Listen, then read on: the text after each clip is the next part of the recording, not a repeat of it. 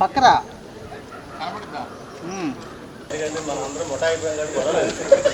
బస్సులు అవి వస్తాయి కదా రేపు మార్నింగ్.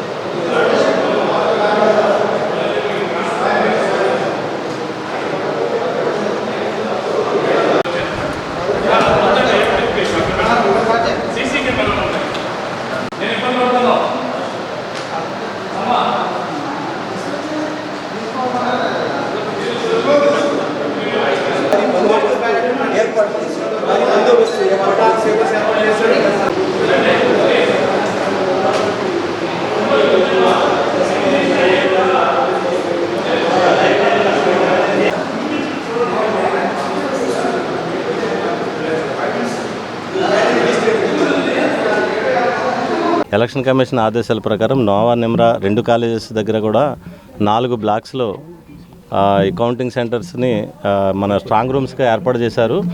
మొత్తం 29 స్ట్రాంగ్ రూమ్స్ ఉన్నాయి. ఇప్పుడు రేపు జరగబోయే కౌంటింగ్కి ఆల్మోస్ట్ 15 హాల్స్లో, స్ట్రాంగ్ రూమ్ సమీపంలో ఉన్న 15 హాల్స్లో కూడా రేపు కౌంటింగ్ జరుగుతుంది. ఇక్కడ పటిష్టమైన బందోబస్తు 3 లేయర్లో ఏర్పాటు చేశారు యాజ్ పర్ ఎలక్షన్ కమిషన్ ప్రకారం.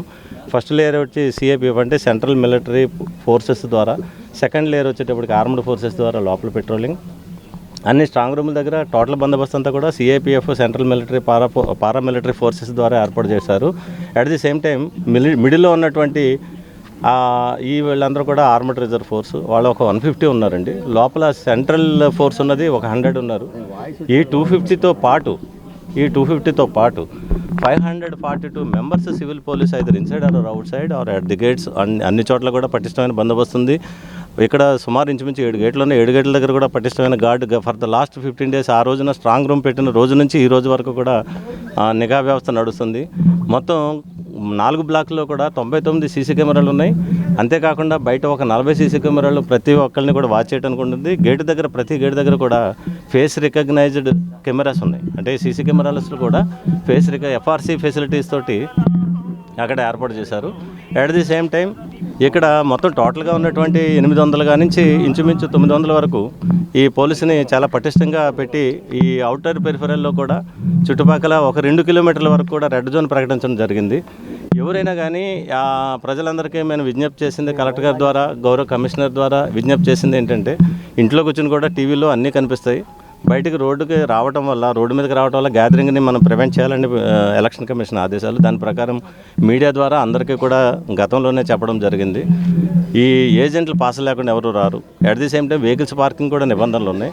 ఏ అసెంబ్లీ కాన్స్టిట్యున్సీ వచ్చేవాళ్ళు కూడా ఒక నిబంధనలు ఉన్నాయి. For example Jaggayyapeta and Mylavaram నుంచి వచ్చేటప్పుడు నందిగామ, జగ్గైపేట నుంచి ఒక రూటు హైవే కూడా దిగ్బంధం చేయడం అనేది జరగదు. కానీ హైవేలో కొంతవరకు కొంచెం స్టెరైల్ జోన్ పెట్టడం జరుగుతుంది.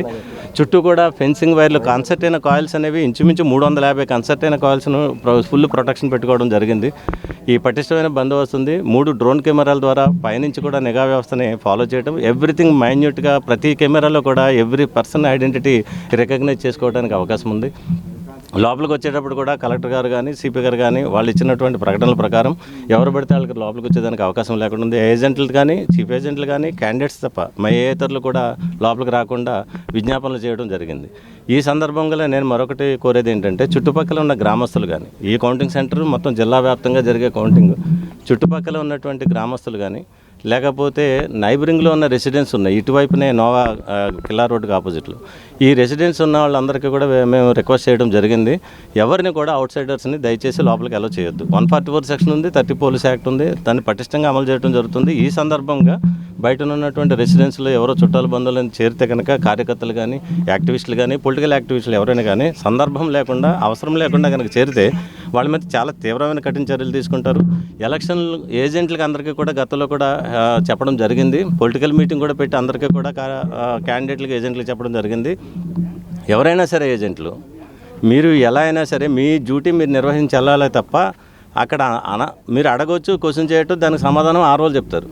అక్కడ సమాధానం చెప్పే యంత్రాంగం ఉంది. కాకపోతే ఆర్గ్యుమెంట్ వెర్బల్గా ఎక్కువ చేసుకోవటం, పక్కనున్న వాడితో ఫ్రిక్షన్ పెట్టుకోవటం, ఏ చిన్న అలజడి కనీసం వెర్బల్ ఆర్గ్యుమెంట్ మించి కనుక అతిగా ప్రవర్తిస్తే ఇమ్మీడియట్గా బయటకు తీసుకొచ్చి మేము చాలా కఠినంగా చర్యలు తీసుకుంటాం. ఎందుకంటే ఎలక్షన్ కమిషన్ ఆదేశాల ప్రకారం అందరు సెంటిమెంట్స్ అక్కడ ఉన్నాయి, అందరు ఎమోషన్స్ ఉన్నాయి, ప్రతి ఒక్కరు కూడా ఓటింగ్ చేశారు కాబట్టి అందరూ వాచ్ చేస్తున్నారు. ఇలాంటి సందర్భంలో ఏజెంట్లు చాలా క్రమశిక్షణగా ఉండాలని మేము మరీ కోరుకుంటున్నాం. క్రమశిక్షణ లేకపోతే మీరు ఇచ్చారు కదా మేము అందరూ కూడా వెళ్ళొచ్చనే ఉద్దేశంతో ఇక్కడికి వచ్చి కూర్చొని ఇక్కడ కనుక అల్లర్లు కనుక క్రియేట్ చేస్తే చాలా కఠినమైన చర్యలు తీసుకుంటారు. దాంట్లో ఏం మొహటం లేదు. ఎందుకంటే ఎలక్షన్ కమిషన్ ఆదేశాలు ఇంప్లిమెంట్ చేయడం మా బాధ్యత. ఫండమెంటల్గా మీరు ఏజెంట్గా వచ్చింది మీరు అబ్జర్వ్ చేయడానికి, అక్కడ ఏదైనా ఉంటే రైజ్ చేయడానికి, క్వశ్చన్ చేసుకోవడానికి, బుక్లో ఏమైనా ఉంటే దాంట్లో రాసుకోవచ్చు. You can raise any kind of the question, but you are not suppose to create any havoc or the nuisance or the nonsense, everything. మీరు సభ్యతగా సంస్కారంగా చక్కగా ఉంటే మాకందరికీ గౌరవంగా ఉంటుంది. లేకపోతే బయట రోడ్ల మీద చేసిన అలజడి లేక మీరు ఇక్కడికి అలజడి క్రియేట్ చేసినట్టయితే తీవ్రమైన పరిణామాలు ఉంటాయి. దయచేసి హెచ్చరిక అనుకోండి, లేదా సజెషన్ అనుకోండి, మంచి సలహా అనుకోండి, అది ఫాలో అయితే మా పోలీసులకు సహకరించినట్టు అవుతుంది. ఈ వీడియో కనుక మీకు నచ్చినట్టయితే లైక్ చేయండి, షేర్ చేయండి, సబ్స్క్రైబ్ చేసుకొని పక్కనే ఉన్న బెల్ ఐకాన్ని క్లిక్ చేయండి.